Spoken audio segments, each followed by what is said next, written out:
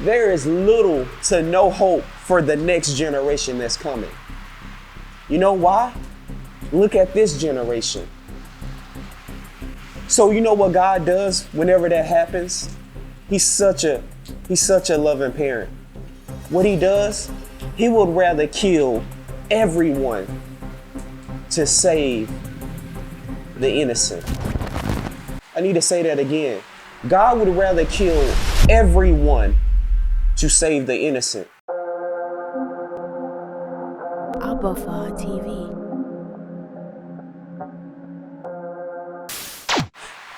We have become so hard-headed and hard-hearted that no amount of words that God says to us will change that as a whole, as a society.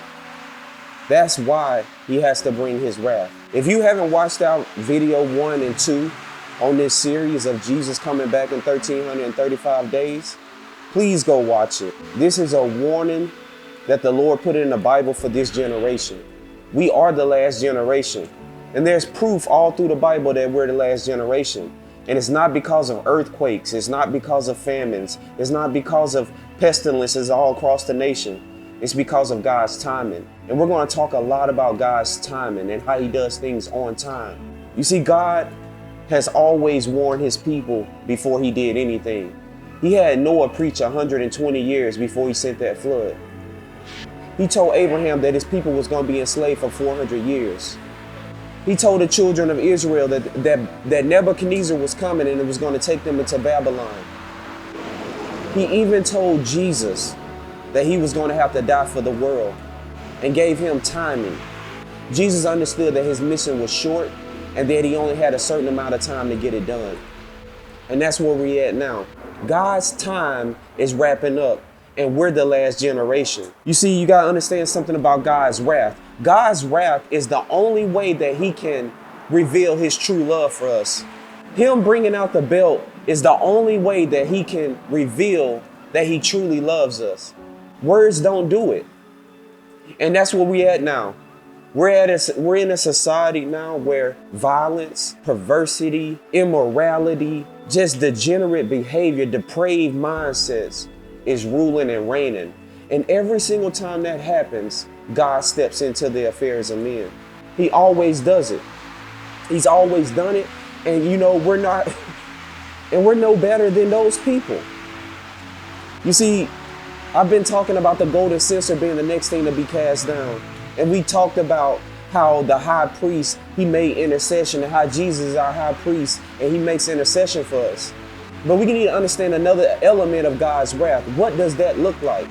In the book of Ezekiel, God said he has 4 dreadful judgments, and that is sword, famine, plague, and wild beasts. And when he sends those judgments, it's actually to return people to the right state of mind, to the right state of living, so the remnant that's left behind after his wrath breaks out can have an opportunity to live in an eternal kingdom. So in Revelation 6, verses 7 and 8, we're at the 4th seal. That's God's wrath breaking out. Read it. It says, when the 4th living creature opened his seal, a rider was on a pale horse named Death, and Hades and the grave was following behind him. And he was given power over 1/4 of the earth to kill with sword, famine, plague, and wild beasts. That's in Revelation. That's New Testament. But guess what? In Ezekiel, that's what God sent also to the children of Israel when they were like how we are now. God's wrath is next to be poured out on this world. Jesus is not going to do a surprise visit on us. God's wrath is next. And then Jesus returns. Hear what the Spirit is saying. God's wrath is next. He has always done it. There is little to no hope for the next generation that's coming. You know why?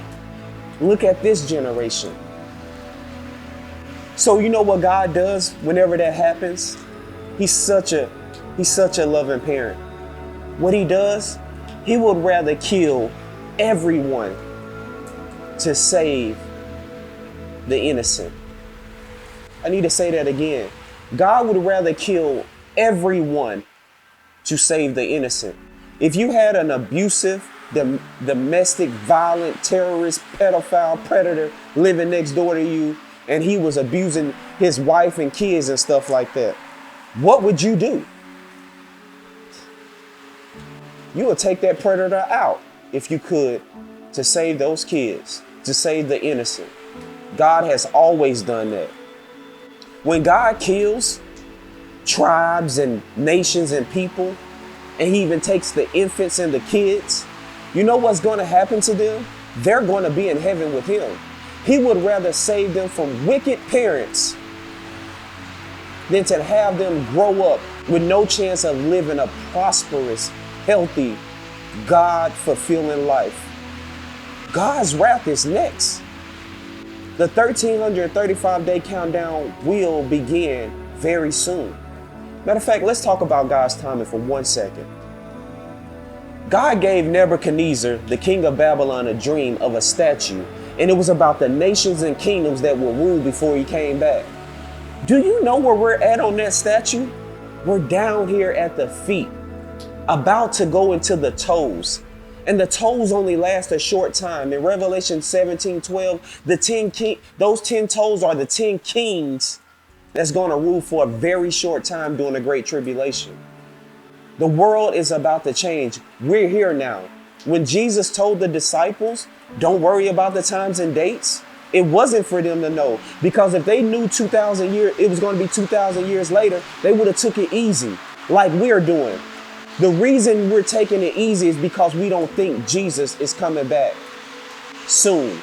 His wrath is going to break out soon. So we're living our little lives, comfortable lives here in this country, and not realizing that God's wrath is going to break out. As it was in the days of Noah, so shall it be in the days of the Son of Man. People were eating, drinking, marrying, giving them party and doing this and that. And they took no thought of when that door closed on the ark. God's wrath is breaking out next. I am begging and pleading that you go and look at videos 1 and 2 on this series to really get an in-depth view of how God is seeing and viewing these things. God is consistent. When God's wrath breaks out, it's going to turn the world upside down.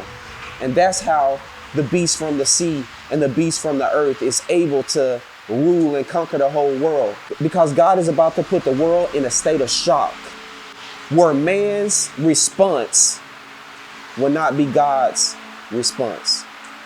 And that's going to be the opposing battle. And that's what we're going to talk about next. We're supposed to get to the abomination that causes desolation, but this was really important. This video is really important to understand that God's wrath breaks out first, and then Jesus comes back. But not just that alone. It's to show that his wrath is the only way that he can reveal his love to us now. It's sad, but it's true. And every good parent knows it's only so much that words can do. It's only so much that words can do. Pharaoh could not listen to God's words. He hated God's words.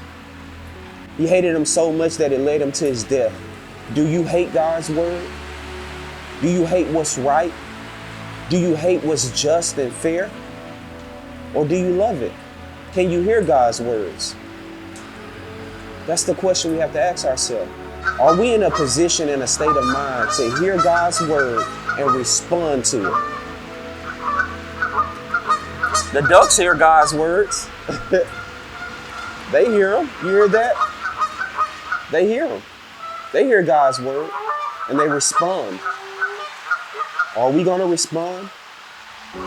If you would like an in-depth study on this topic, the end times, God's wrath, Revelation, the book of Daniel, we are conducting Bible studies on Tuesday night on Zoom at 6:30 p.m. Eastern Standard Time.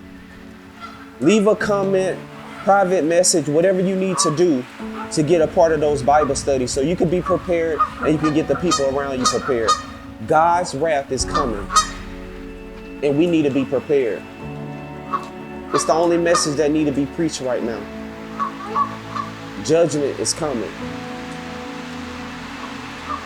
And judgment and wrath is what reveals his love.